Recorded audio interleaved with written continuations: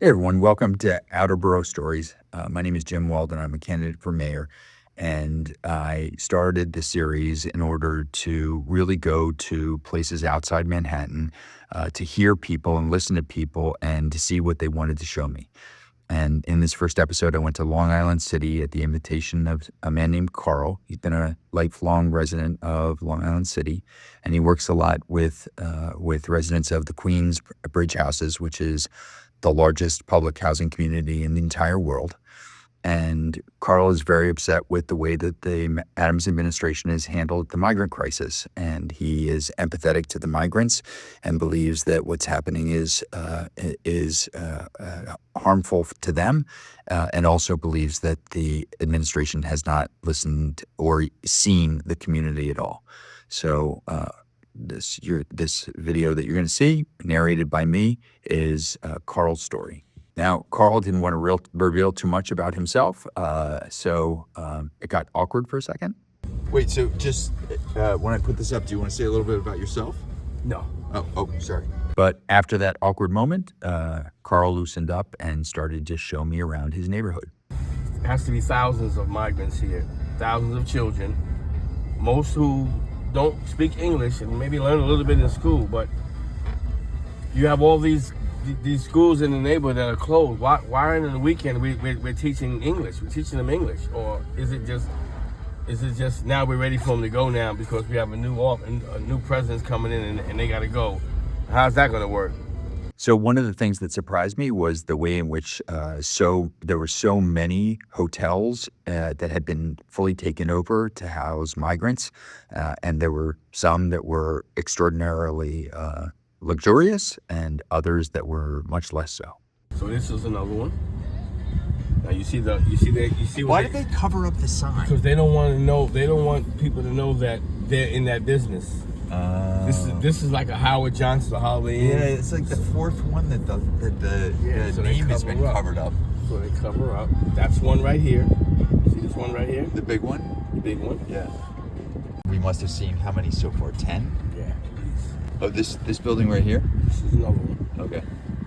But I also learned that there were migrants that would rather live in abandoned houses like this one. Hello. How many people went there? You all right? Good? There you go, get your coffee, though.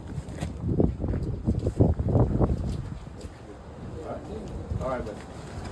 And I spoke to Carl about why it might be that a migrant or a migrant family would prefer to live in an abandoned building in the freezing cold than in one of the hotels. Because they want privacy, or too many rules, too much control. Right. And I had to give props to Carl for giving money to the migrant that he encountered there and asked questions of. Carl was very nice to give a guy that really looked like he was struggling in that abandoned building, gave him money to get some food. So I just want to give props to Carl. Now, another thing that really surprised me were that migrants were oftentimes not eating the food that they were being given by the city, and were throwing that food away and instead cooking other kinds of foods, but that they were cooking in abandoned vehicles, vans that they acquired somehow. Sometimes they were cooking with hibachis in the trunk of a car right next to the gas tank, and Carl talked about that quite a bit. Well, they don't eat the food that's given to them. And I'm sure in all these big hotels they have kitchens or whatever.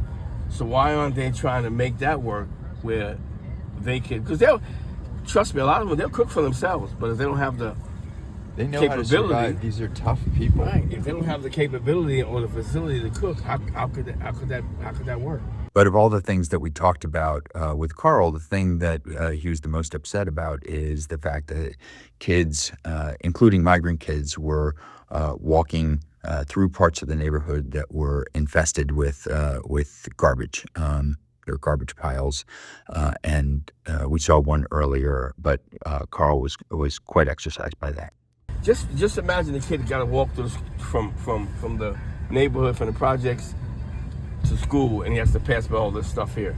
And Carl was also very upset about the larger impact on the community, not to mention the impact on the migrant community, but the surrounding community, and the fact that Mayor Adams just simply never showed up. Has the mayor's office ever been out here? No. They only drop people here like a bomb. They only drop people here and never even come to even see. It's like, who cares about the people in this neighborhood?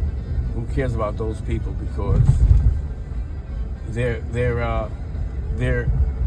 from the projects, and they're the closest thing to being homeless.